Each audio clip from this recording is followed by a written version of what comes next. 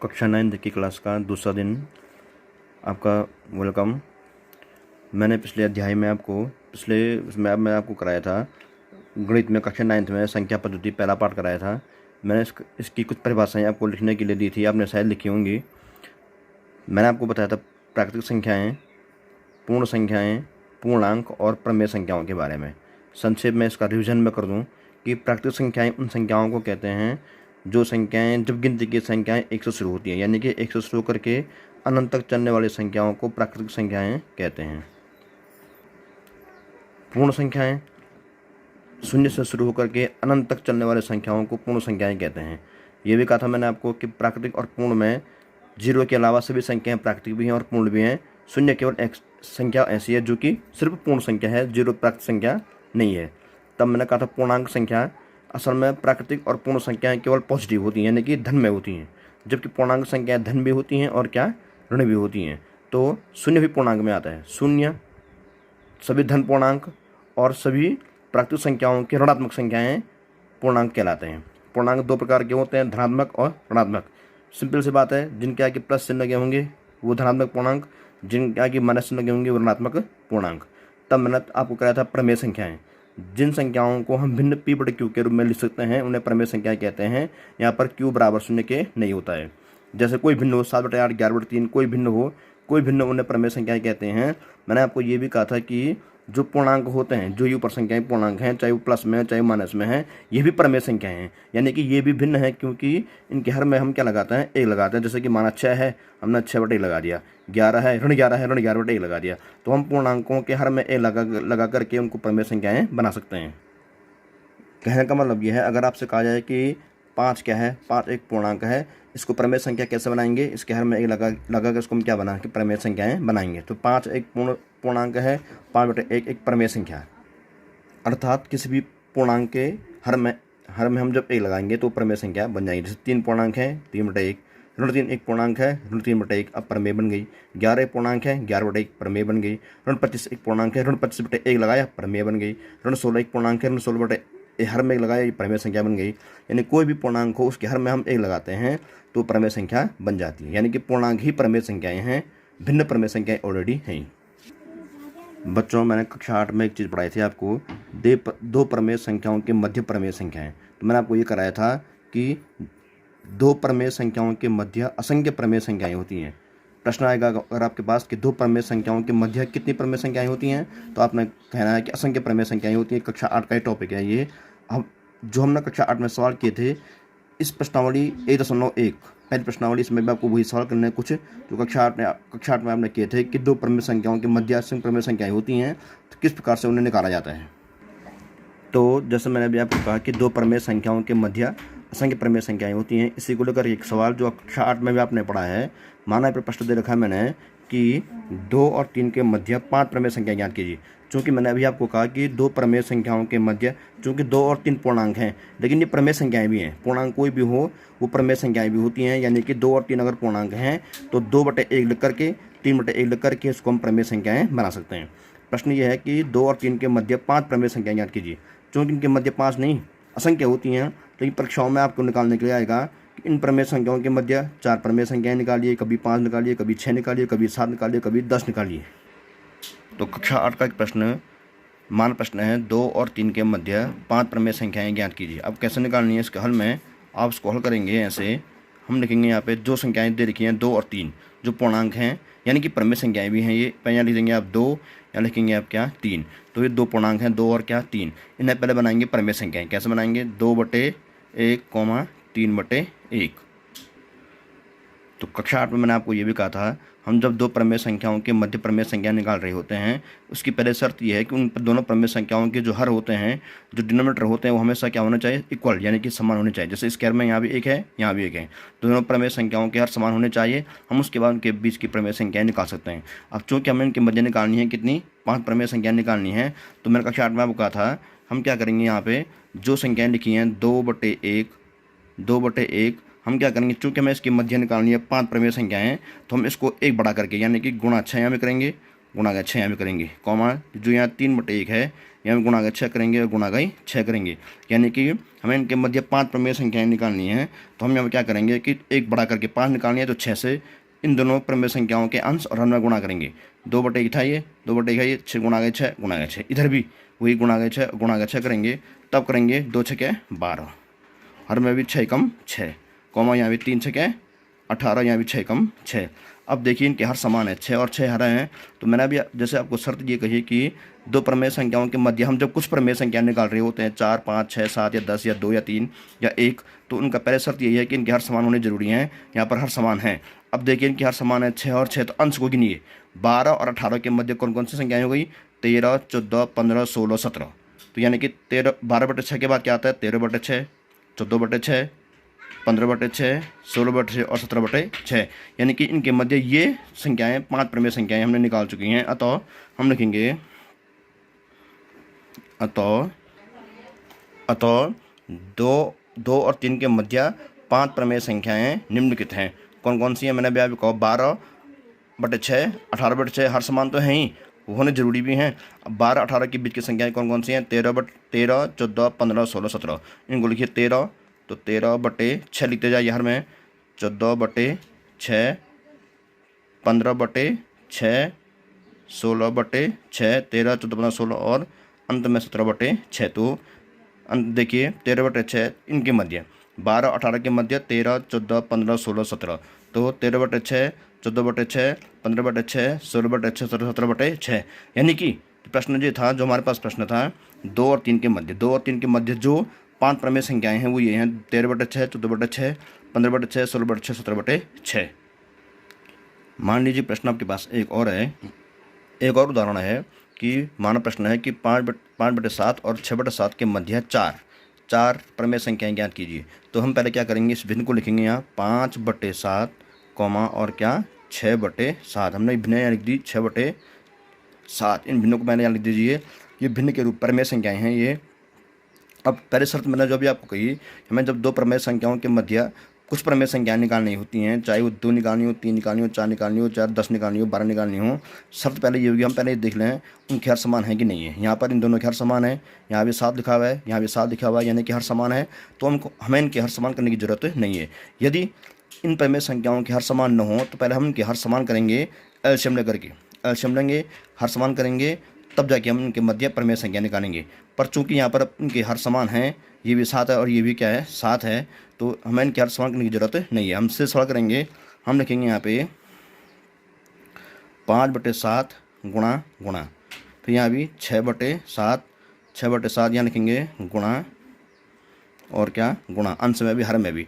चूँकि मैंने अभी ऊपर आपको कहा था हमें निकालनी है 4, हमें निकालनी है 4 प्रमेय संख्या निकालनी इनके मध्य। हम यहाँ पे 1 बढ़ा देंगे, 5 से यहाँ भी गुणा करेंगे, 5 से यहाँ भी गुणा करेंगे, अंश में हर में भी, यहाँ भी अंश में गुणा 5 से करेंगे, हर में भी गुणा 5 से करेंगे। अब ये आवश्यक नहीं कि आप 5 से गुणा करें, हम 4 से गुणा कर सकते हैं, 3 से गुणा कर सकते हैं, लेकिन हमें गुणा उतने से करना होगा जिससे कि हमें उनके मध्य उतनी संख्याएँ मिल जाएँ जितनी हमें निकालनी है। अब देखिए हमने 5 से गुणा कर दिया, यहाँ लिख दिया 5 5 जा 25, ऐसे हर में भी 7 5 जा 35, 6 पंजे 30 और 7 पंजे 35। तो अब देखिए शर्त अभी भी वही है कि हर समान होने चाहिए, हर समान अभी भी हैं। यहाँ पे 35 यहाँ भी है, 35 यहाँ भी है। तो मैंने कहा अगर हर समान होंगे तो हम देखेंगे कि अंश में 25 और क्या है 30, हमें निकालनी इनके मध्य 4 प्रमेय संख्याएँ निकालनी हैं। तो 25 और 30 के मध्य 4 जो संख्याएँ हैं वो क्या हैं 26 27 28 29। तो हम यहाँ लिखेंगे कि अतः 5/7 व 6/7 के 5/7 व 6/7 के मध्य 4 प्रमेय संख्या निम्न हैं। तो कौन कौन सी कहीं मैंने 25 और 30 के मध्य कौन कौन सी होती है? एक होती है 26/35, हर 35 लिखते जाइए, हर में 35 लिखते जाइए, 26/35, 27/35, 28/35, और लास्ट 29/35। तो हमने लिख दिया 5/7 और 6/7 के मध्य 4 प्रमेय संख्याएँ हैं 26 27 28 29, 26/35, 27/35, 28/35 और 29/35। एक एग्जाम्पल और यही कि मान लीजिए प्रश्न वही है कि 2/3 और 4/5 के मध्य 5 प्रमेय संख्याएं ज्ञात कीजिए। प्रश्न आप पूरा देख लेंगे कि 2/3 और 4/5 के मध्य में निकालनी है 5 प्रमेय संख्याएं हैं। तो भिन्न कौन कौन सी की थी मैंने, वो 2/3 और 4/5। पहले हम देखेंगे कि इनके मध्य में निकालनी है 5। ओके, अभी यहाँ पर इनके हर समान नहीं है यहाँ पे, क्योंकि मैंने अभी आपको कहा था कि हर समान होना जरूरी है। पहले शर्त इसकी है कि इनके हर समान हो। यहाँ पे हर समान नहीं है। इससे पहले के प्रश्न में जो हमने किया थे उनमें हर समान थे, तो इसलिए हमने इनके हर को समान नहीं किया था, सीधे इनको गुणा कर लिया था 5 से। पर जो इस प्रश्न में हमने करना है, इनके हर समान नहीं है, तो हमें इनके हर समान करना है। वो अभी आपने कक्षा 7-8 में कर रखा है कि हम हर को समान करने के लिए, इनके हर को समान करने के लिए हमें सब प्रयोग करते हैं एलसीएम का। तो हमें क्या करना है, अलग से 3 और 5 का एलसीएम निकालना है। 3 और 5 का एलसीएम आप अलग से निकालेंगे, वो आया 15। तो यहाँ लिखेंगे 15, यहाँ लिखेंगे 15, क्योंकि जो उनके हर हैं 3 और 5 का एलसीएम आ चुका है 15, अलग से निकाल देना है। तो 3 और 5 के बदले 15 आएगा यहाँ पे। अंश में क्या आएगा, 2 मल्टीप्लाई, या पहले भी कर चुके हैं कई बार, 4 मल्टीप्लाई। अब देखिए 3 का भाग 15 में दीजिए, 3 पंजे 15, 3 का भाग 15 में कितनी बार गया, 5 बार। तो यहाँ पर लिखेंगे 5, 5 का भाग 15 में दीजिए, 5 तियाँ 15, यहाँ लिखेंगे आप 3, फिर 2 पंजे 10 और क्या 15, 4 तियाँ 12 और यहाँ लिखेंगे 15। तो हमने ये ऐसा क्यों किया, हमने ऐसा सिर्फ एलसीएम सिर्फ जो है हर को समान करने के लिए किया। अगर प्रश्न में हर समान पहले से हैं तो एलसीएम करने की जरूरत नहीं है। अब तब आपको एलसीएम नहीं लेना है अगर इनके हर पहले से समान है। पर चूंकि अपन के हर समान नहीं थे तो हमको एलसीएम लेना पड़ा। हर समान होंगे तो एलसीएम नहीं लेंगे। एलसीएम ले लिया, हर समान हो गए। देखिए 15 और 15। अब देखेंगे अंश में 10 है, ये 12, इनके मध्य कितनी निकालनी है हमें, 5। देखिए अभी अभी इनके मध्य कितनी है, 10 के मध्य सिर्फ एक ही है, 11। 10 और 12 के मध्य एक है, कौन सी, 11। हर समान हो चुके हैं, मात्र 11 है, परंतु हमको तो एक चाहिए नहीं। अगर वो कहता है कि एक निकाल लिया तो हम बोलते हैं भाई ठीक है 11/15 इसका आंसर आ गया। परंतु उसको 5 चाहिए तो हमको गुणा करना पड़ेगा।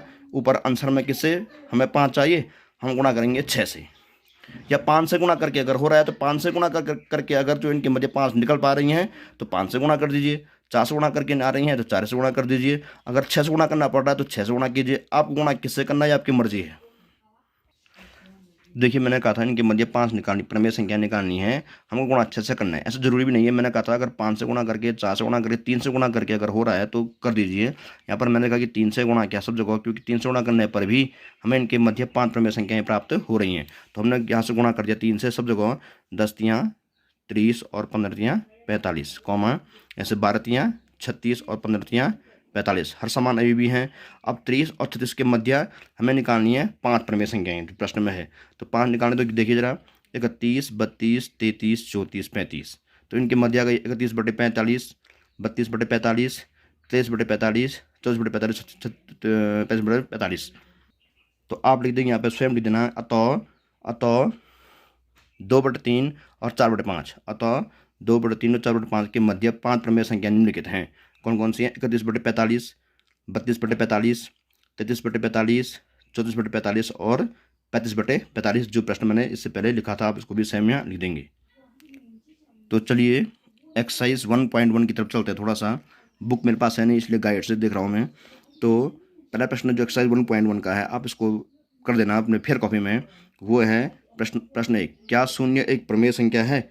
मैंने कहा था अगर शून्य, चूंकि शून्य एक पूर्णांक है तो शून्य प्रमेय संख्या भी है, क्योंकि कोई भी पूर्णांक चाहे वो शून्य हो, धन में हो, ऋण में हो, कोई भी पूर्णांक हो वो हमेशा प्रमेय संख्याएं होती हैं। तो इस प्रश्न ये कहा क्या शून्य एक प्रमेय संख्या है, क्या आप इसे P/Q के रूप में लिख सकते हैं। तो प्रश्न हाँ शून्य एक प्रमेय संख्या है। आपको लिखेंगे हाँ शून्य एक प्रमेय संख्या है, क्या आप इसे P/Q लिख सकते हैं। इसका उत्तर होगा कि शून्य का P/Q रूप बराबर 0/1। तो आप देखेंगे कहीं पर भी ये माना ये शून्य है, इसको भिन्न कैसे लिखेंगे, 0/1 बस, तो ये बन गई P/Q। तो इस प्रश्न का आंसर होगा हाँ शून्य एक प्रमेय संख्या है, शून्य का P/Q रूप बराबर 0/1।